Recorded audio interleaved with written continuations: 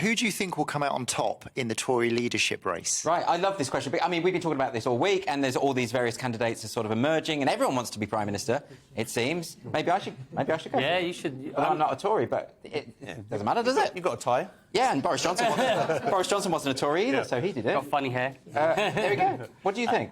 I think there's going to be we haven't seen all the entrants yet. I think there's going to be There's going to be more. I think there's going to be... I can't keep track of the numbers there are already. I mean, the Tories have made a big mistake because, first of all, what's guaranteed is that once again Britain will have the least attractive leader of the free world. Right? That is guaranteed. There's like all the candidates have, faces for radios and voices. I know, I don't think that.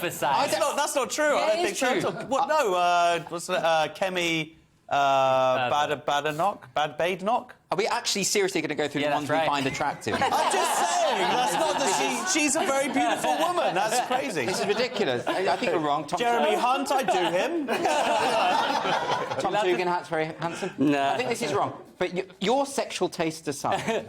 I think, don't you vote... OK, so I think the Tories have made... First of all, I think a lot of the general public will be looking at this and the Tories have stabbed Boris in the back. And what the Tories have forgotten is that all the candidates so far that I've seen, they're all so bland and boring and have zero personality.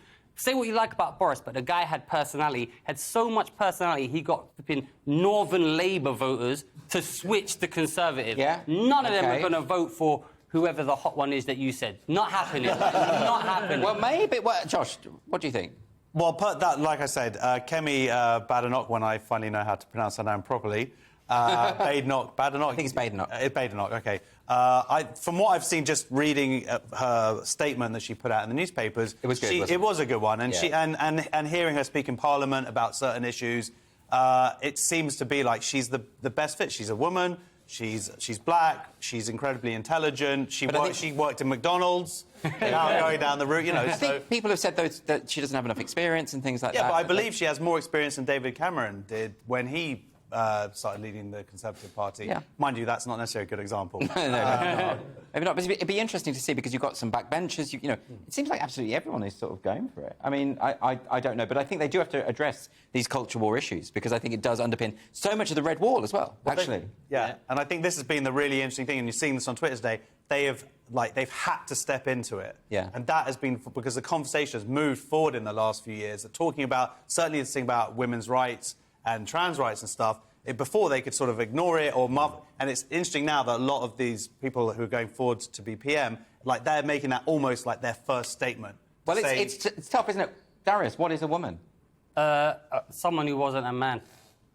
OK. Someone who's never been a man. Someone who's never been... No, because that includes me. Yeah. Yeah, that's true. So... I don't know if that... It's a harder question than you think. Actually, it's not.